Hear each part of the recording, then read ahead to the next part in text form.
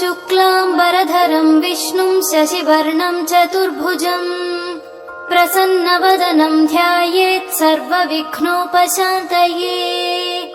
यस्य द्विरदवक्त्राद्यः पारिषद्या परशतम् विघ्नं निघ्नन्ति सततं विश्वक्सेनं तमाश्रये। व्यासं वसिष्ठनप्तारं शक्तेः पौत्रमकल्मषम् पराशरात्मजं वन्दे शुकतातं तपोनिधिम्। व्यासाय विष्णुरूपाय व्यासरूपाय विष्णवे नमो वै ब्रह्मनिधये वासिष्ठाय नमो नमः। अविकाराय शुद्धाय नित्याय परमात्मने सदैकरूपरूपाय विष्णवे सर्वजिष्णवे। यस्य स्मरणमात्रेण जन्म संसारबन्धनात् विमुच्यते नमस्तस्मै विष्णवे प्रभविष्णवे। ॐ नमो विष्णवे प्रभविष्णवे। श्रीवैशम्पायन उवाच श्रुत्वा धर्मानशेषेण पावनानि च सर्वशः युधिष्ठिरश्चान्तनवं पुनरेवाभ्यभाषत। युधिष्ठिर उवाच किमेकं दैवतं लोके किं वाप्येकं परायणम् स्तुवन्तः कं कमर्चन्तः प्राप्नुयुर्मानवा शुभम्।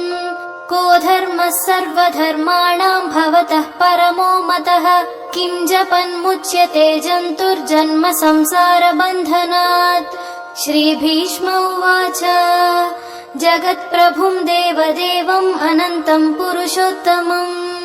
स्तुवन्नाम सहस्रेण पुरुषः सततोत्थितः तमेव चार्चयन् नित्यं भक्त्या पुरुषमव्ययम् ध्यायन् स्तुवन्नमस्यंश्च यजमानस्तमेव च। अनादिनिधनं विष्णुं सर्वलोकमहेश्वरम् लोकाध्यक्षं स्तुवन् नित्यं सर्वदुःखादिगो भवेत्। ब्रह्मण्यं सर्वधर्मज्ञं लोकानां कीर्तिवर्धनम् लोकनाथं महद्भूतं सर्वभूतभवोद्भवम्। एष मे सर्वधर्माणां धर्मोऽधिकतमो मतः यद्भक्त्या पुण्डरीकाक्षं स्तवैरर्चेन्नरः सदा। परमं यो महत्तेजः परमं यो महत्तपः परमं यो महद्ब्रह्म परमं यः परायणम् पवित्राणां पवित्रं यो मङ्गलानां च मङ्गलम् दैवतं देवतानां च भूतानां यो व्ययः पिता यतः सर्वाणि भूतानि भवन्त्यादियुगागमे यस्मिंश्च प्रलयं यान्ति पुनरेव युगक्षये तस्य लोकप्रधानस्य जगन्नाथस्य भूपते विष्णोर्नाम सहस्रं मे शृणु पापभयापहम्। यानि नामानि गौणानि विख्यातानि महात्मनः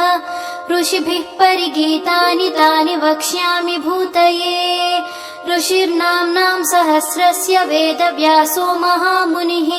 छन्दोऽनुष्टुप्तदा देवो भगवान् देवकीसुतः अमृतांशुद्भवो बीजं शक्तिर्देवकी नन्दनः त्रिसामाहृदयं तस्य शान्त्यर्थे विनियुज्यते। विष्णुं जिष्णुं महाविष्णुं प्रभविष्णुं महेश्वरम् अनेकरूपदैत्यान्तं नमामि पुरुषोत्तमम्। अस्य श्रीविष्णोर्दिव्यसहस्रनामस्तोत्रमहामन्त्रस्य श्रीवेदव्यासो भगवान् ऋषिः अनुष्टुप् छन्दः श्रीमहाविष्णुः परमात्मा श्रीमन्नारायणो देवता अमृतांशोद्भवो भानुरिति बीजम् देवकी नन्दनः स्रष्टेति शक्तिः उद्भवक्षोभणो देव इति परमो मन्त्रः शङ्खभृन्नन्दकी चक्रीति कीलकम् शाङ्गधन्वा गदाधर इत्यस्त्रम् रथाङ्गपाणिरक्षोभ्य इति नेत्रम् त्रिसामसामगः सामेति कवचम् आनन्दम् परब्रह्मेति योनिः ऋतुः सुदर्शनः काल इति दिग्बन्धः श्रीविश्वरूप इति ध्यानम् श्रीमहाविष्णुप्रीत्यर्थे सहस्रनाम जपे विनियोगः ध्यानम् क्षीरोदन्वत्प्रदेशे शुचिमणिविलसत्सैकते मौक्तिकानाम् माला क्लुप्तासनस्थस्फटिकमणिनिभैर्मौक्तिकैर्मण्डिताङ्गः शुभ्रैरभ्रैरदभ्रै उपरि विरचितैर्मुक्तपीयूषवर्षैः आनन्दीनः पुनीयात् अरिनळिन गदा शङ्खपाणिर्मुकुन्दः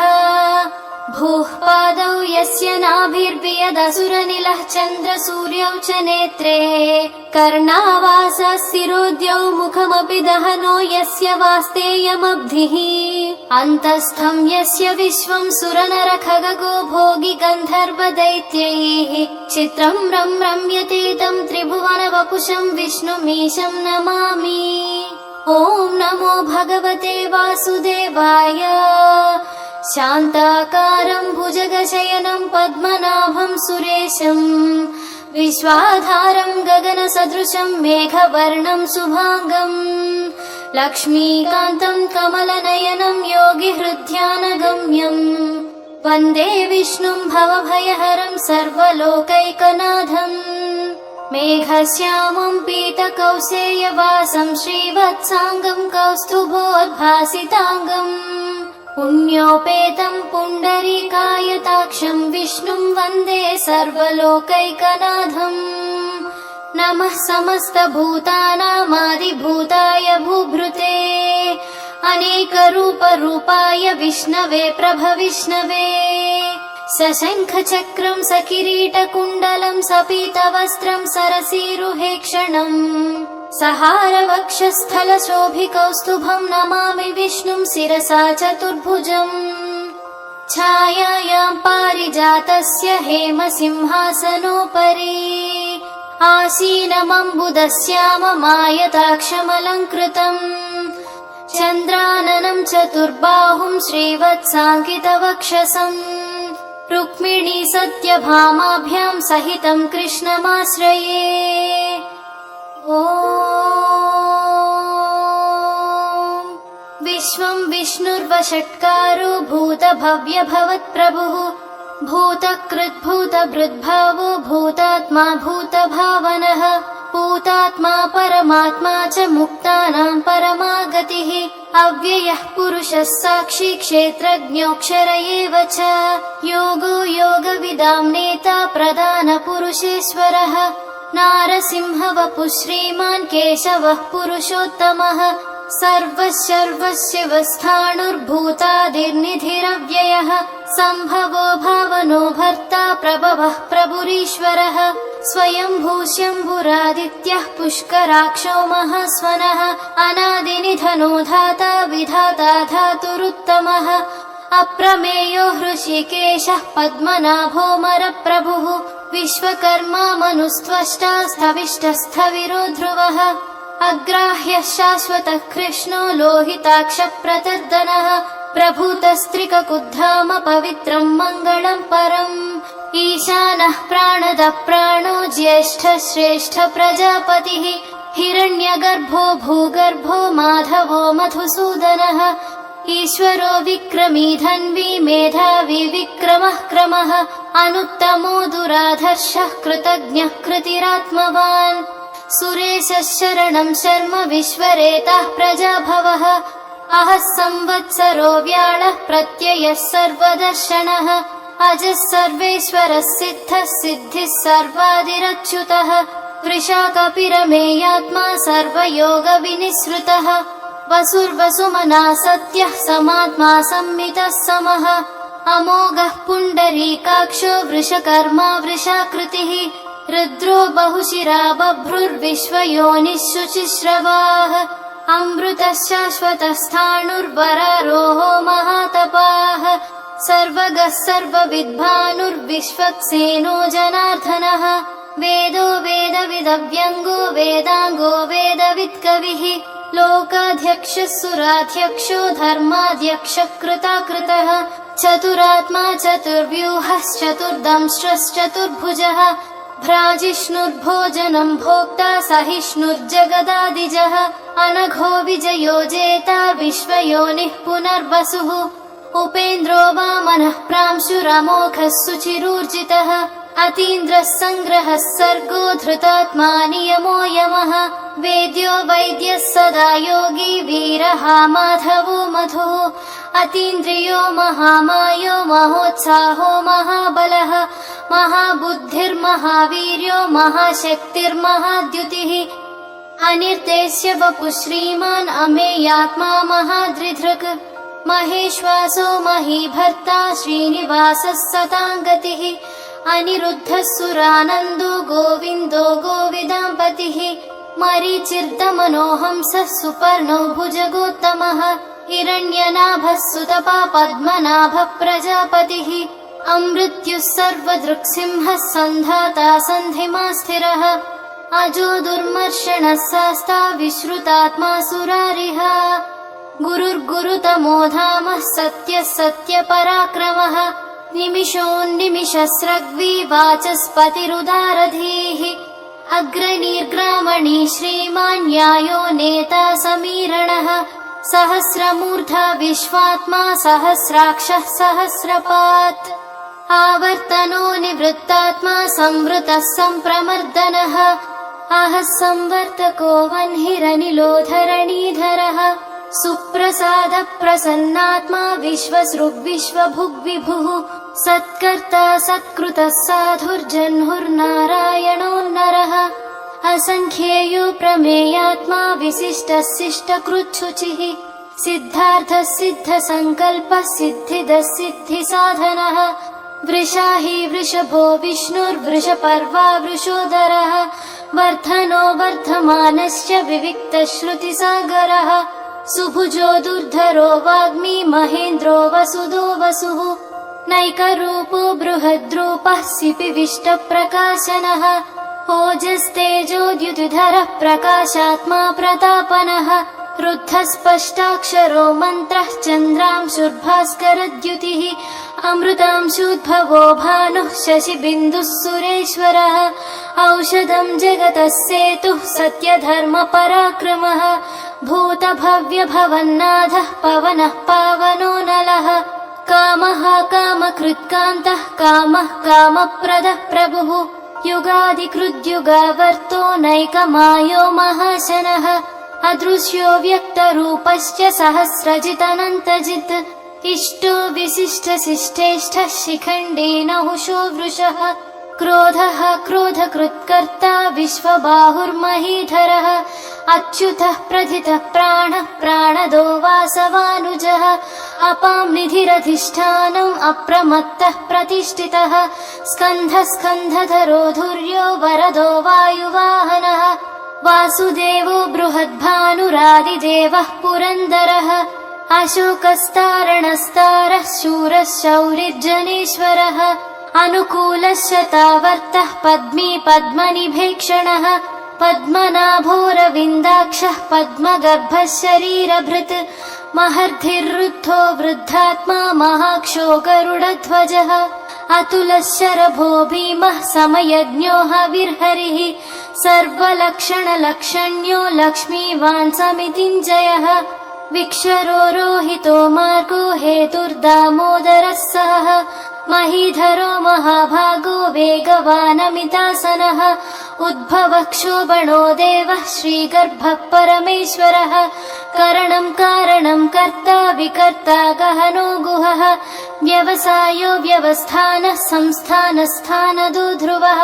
परर्धिः परमस्पष्टः तुष्टः पुष्टः सुभेक्षणः रामो विरामो विरजो मार्गो नेयो नयो नयः वीरः शक्तिमतां श्रेष्ठो धर्मो धर्मविदुत्तमः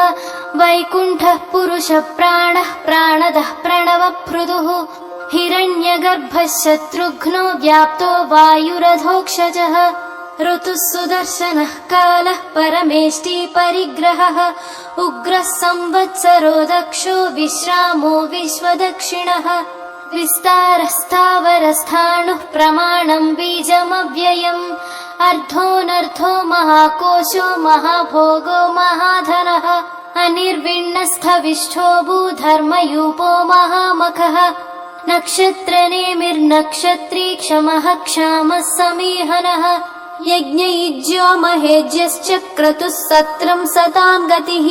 सर्वदर्शी निवृत्तात्मा सर्वज्ञो ज्ञानमुत्तमम् सुव्रतः सुमुखः सूक्ष्मः सुघोषः सुखदः सुहृत् मनोहरोजितः क्रोधो वीरबाहुर्विदारणः स्वापनः स्ववशो व्यापी नैकात्मा नैककर्मकृत् वत्सरो वत्सलो वत्सी रत्नगर्भोदनेश्वरः धर्मकृद्धर्मकृद्धर्मी सदसक्षरमक्षरम् अविज्ञाता सहस्रांशुर्विधाता कृतलक्षणः गभस्तिनेमिः सत्त्वस्थः सिंहो भूतमहेश्वरः आदिदेवो महादेवो देवेशो देवभृद्गुरुः उत्तरो गोपतिर्गोप्ता ज्ञानगम्यः पुरातनः शरीरभूतभृद्भोक्ता कपीन्द्रो भूरि दक्षिणः सोमपोऽमृतपः सोमः पुरुजित्पुरुषोत्तमः विनयो जयत्सत्यसन्धो दासार्हः सात्वतां पतिः जीवो विनयिता साक्षी मुकुन्दो मितविक्रमः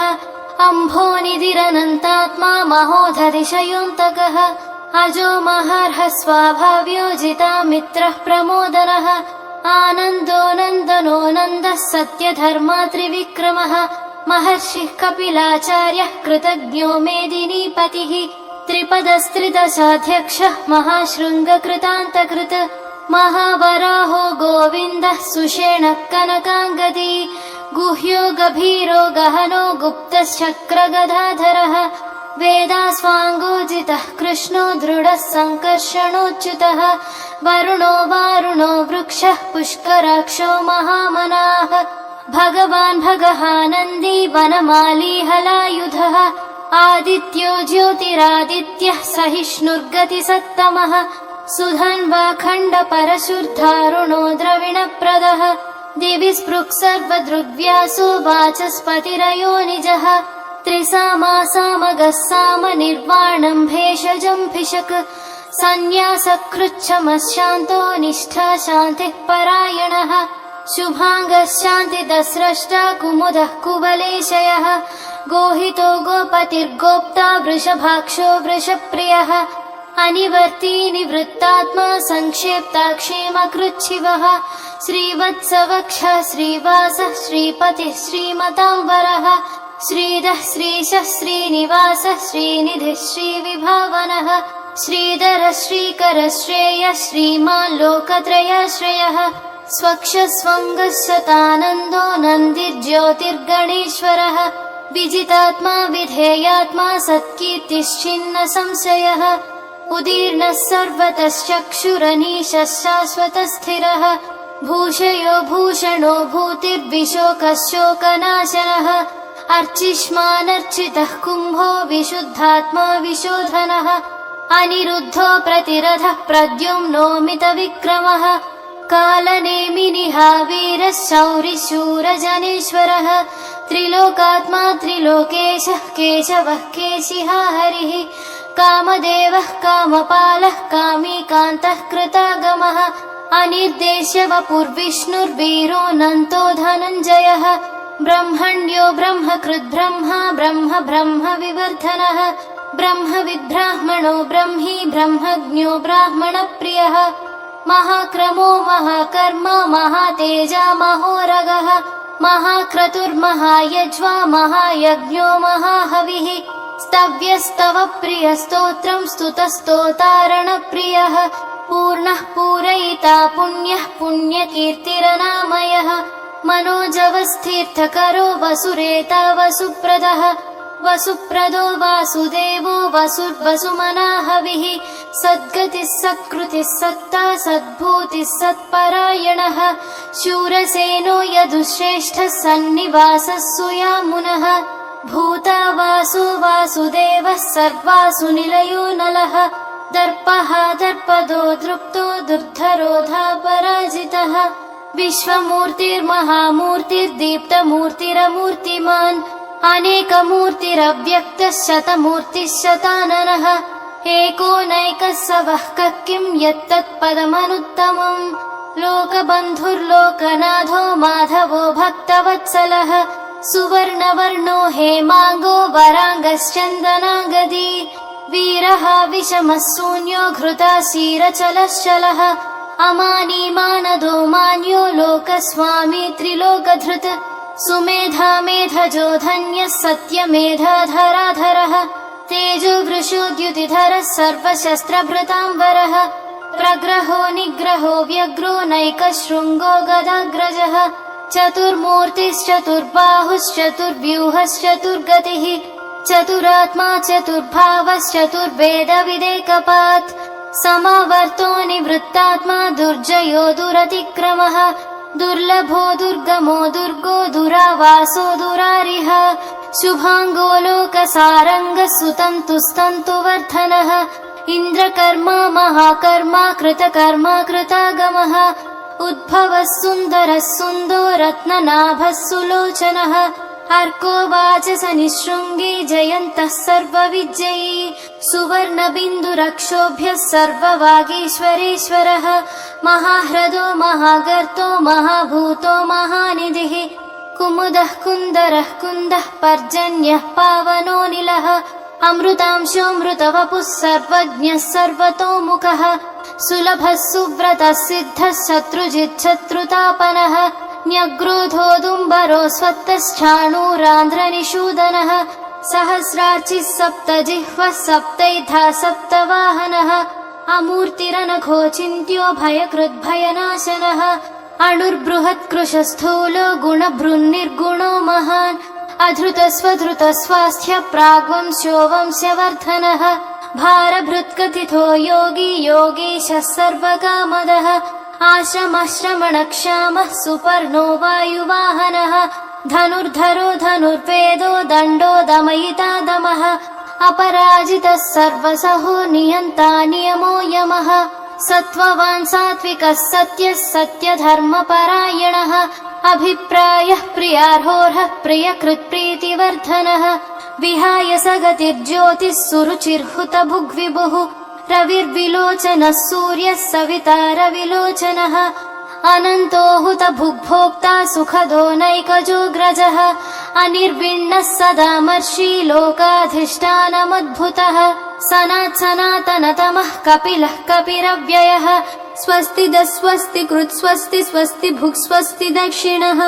अरौद्रः कुण्डली चक्री विक्रम्योर्जितशासनः शब्दातिगः शब्दसः शिशिरः शर्वरीकरः अक्रूरः पेशलो दक्षो दक्षिणः क्षमिणाम्बरः विद्वत्तमो वीतभयः पुण्यश्रवणकीर्तनः उत्तारणो दुष्कृतिः पुण्यो दुःस्वप्ननाशनः वीरः रक्षणः सन्तो जीवनः पर्यवस्थितः अनन्तरूपोऽनन्तश्रीर्जितमन्युर्भयापाहः चतुरश्रो गभीरात्मा विदिशो व्यादिशो दिशः अनादिर्भूर्भुवो लक्ष्मी सुवीरो रुचिराङ्गदः जननो जनजन्मादिर्भीमो भीमपराक्रमः आधारनिलयो धाता पुष्पहासः प्रजागरः ऊर्ध्वगः सत्पथाचारः प्राणदः प्रणवप्पणः प्रमाणं प्राणनिलयः प्राणभृत् प्राणजीवनः तत्त्वं तत्त्वविदेकात्मा जन्म मृत्युजरातिगः भूर्भुवः स्वस्तरुस्तारः सविता प्रपितामहः यज्ञो यज्ञपतिर्यज्वा यज्ञाङ्गो यज्ञवाहनः यज्ञभृद्यज्ञकृद्यग्नि यज्ञभुग्यज्ञसाधनः यज्ञान्तकृद्यज्ञगुह्यमन्नमन्नादयेव च आत्मयोनिस्वयं जातो वैखानः सामगायनः देवकीनन्दनः स्रष्टा क्षितीशः पापनाशनः शङ्खभृन्नन्दकी चक्री शाङ्गधन्वा गदाधरः रथाङ्गपाणिरक्षोभ्यः सर्वप्रहरणायुधः सर्वप्रहरणायुध ॐ नम इति वनमाली गदीशाङ्गी शङ्खी चक्री च नन्दकी श्रीमान्नारायणो विष्णुर्वासुदेवोऽभिरक्षतु वनमाली गदीशाङ्गी शङ्खी चक्री च नन्दकी श्रीमान्नारायणो विष्णुर्वासुदेवोऽभिरक्षतु वनमाली गदीशाङ्गी शङ्खी चक्री च नन्दकी श्रीमान्नारायणो विष्णुर्वासुदेवोऽभिरक्षतु इतीदं कीर्तनीयस्य केशवस्य महात्मनः नाम्नां सहस्रं दिव्यानामशेषेण प्रकीर्तितम् य इदं शृणुयान्नित्यं यस्यापि परिकीर्तयेत् नाशुभं प्राप्नुयात् किञ्चित् सोमुत्रेह च मानवः वेदान्तगो ब्राह्मणस्य क्षत्रियो विजयी भवेत् वैश्योधन समृद्धस्य शूद्रः सुखमवाप्नुयात् धर्मार्थी प्राप्नुयात् धर्ममर्थार्थी चार्थमाप्नुयात् कामानवाप्नुयात् कामी प्रजार्थी चाप्नुयात् प्रजाः भक्तिमान् यः सदोत्थाय शुचिस्तद्गतमानसः सहस्रं वासुदेवस्य नाम्नामेतत् प्रकीर्तयेत् यशः प्राप्नोति विपुलं याति प्राधान्यमेव च अचलां श्रियमाप्नोति श्रेयः प्राप्नोत्यनुत्तमम् न भयं क्वचिदाप्नोति वीर्यं तेजश्च विन्दति भवत्यरोगो द्युतिमान् बलरूपगुणान्वितः रोगार्तो मुच्यते रोगात् बद्धो मुच्येत बन्धनात् भयान्मुच्येत भीतस्तु मुच्येतापन्न आपदः दुर्गाण्यतितरत्याशु पुरुषः पुरुषोत्तमम् स्तुवन्नाम सहस्रेण नित्यं भक्तिसमन्वितः वासुदेवाश्रयो मर्त्यो वासुदेवपरायणः सर्वपापविशुद्धात्मा याति ब्रह्म सनातनम् न वासुदेव भक्तानामशुभं विद्यते क्वचित् जन्म मृत्युजरा व्याधि भयं नैवोपजायते इवं स्तवमधीयानः श्रद्धा भक्तिसमन्वितः युज्येतात्मसुखक्षान्तिः श्रीधृतिस्मृतिकीर्तिभिः न क्रोधो न च मात्सर्यं न लोभो नाशुभा मतिः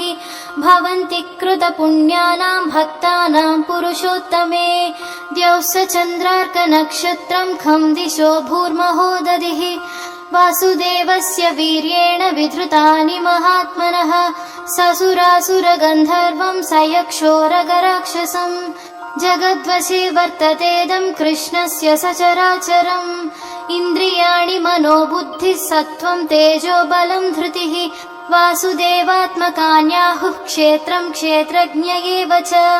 सर्वागमानामाचारः प्रथमं परिकल्पितः आचारप्रभवो धर्मो धर्मस्य प्रभुरच्युतः ऋषयः पितरो देवा महाभूतानि धातवः जङ्गमाजङ्गमं चेदं जगन्नारायणोद्भवम् योगो ज्ञानं तथा साङ्ख्यं विद्या शिल्पादिकर्म च वेदशास्त्राणि विज्ञानमेतत् सर्वं जनार्दनात् एको विष्णुर्महद्भूतं पृथग्भूतान्यनेकशः त्रीन् लोकान् व्याप्य भूतात्मा भुङ्क्ते विश्वभुगव्ययः इमं स्तवं भगवतो विष्णोर्व्यासेन कीर्तितम् पठेद्य इच्छेत् पुरुषः श्रेयः प्राप्तुं सुखानि च विश्वेश्वरमजं देवं जगतः प्रभुमव्ययम् भजन्ति ये पुष्कराक्षं न ते यान्ति पराभवम् न ते यान्ति पराभवम् ॐ नमः इति अर्जुन उवाच पद्मपत्र विशालाक्ष पद्मनाभ सुरोत्तम भक्तानामनुरक्तानां त्राता भव जनार्दन श्रीभगवानुवाच यो मां नाम सहस्रेण स्तोतुमिच्छति पाण्डव सोऽहमेकेन श्लोकेन स्तुत एव न संशयः स्तुत एव न संशय ॐ नमः इति व्यास उवाच वासनाद्वासुदेवस्य वासितं ते जगत्त्रयम् सर्वभूतनिवासोऽसि वासुदेव नमोऽस्तु ते वासुदेव नमोऽस्तु त ॐ नमः इति पार्वत्युवाच केनोपायेन लघुना विष्णोर्नाम सहस्रकम् पठ्यते पण्डितैर्नित्यं श्रोतुमिच्छाम्यहं प्रभो ईश्वर उवाच श्रीराम राम रामेति रमे रामे मनोरमे सहस्रनाम तत्तुल्यं राम नाम वरानने श्रीराम राम रामेति रमे रामे मनोरमे सहस्रनाम तत्तुल्यं राम नाम वरानने श्रीराम राम रामेति रमे रामे मनोरमे सहस्रनाम तत्तुल्यं राम नाम वरानने राम नाम वरानन ॐ नम इति ब्रह्मोवाच नमोऽस्त्वनन्ताय सहस्रमूर्तये सहस्रपादाक्षि शिरोरुबाहवे सहस्रनाम्ने पुरुषाय शाश्वते सहस्रकोटियुगधारिणे नमः सहस्रकोटियुगधारिणे नमो ॐ नम इति सञ्जय उवाच यत्र योगेश्वरः कृष्णो यत्र पार्थो धनुर्धरः तत्र श्रीर्विजयो भूतिर्ध्रुवा नीतिर्मतिर्मम श्रीभगवानुवाच अनन्याश्चिन्तयन्तो मां ये जनाः पर्युपासते तेषां नित्याभियुक्तानां योगक्षेमं वहाम्यहम् परित्राणाय साधूनां विनाशाय च दुष्कृतां धर्मसंस्थापनार्थाय सम्भवामि युगे युगे आर्ता विषण्णा शिथिलाश्च भीता घोरेषु च व्याधिषु वर्तमानाः संकीर्त्य नारायण शब्दमात्रं विमुक्तदुःखाः सुखिनो भवन्तु कायेन वाचा मनसेन्द्रियैर्वा बुद्ध्यात्मना वा प्रकृते स्वभावात् करोमि यद्यत् सकलं परस्मै नारायणायेति समर्पयामि।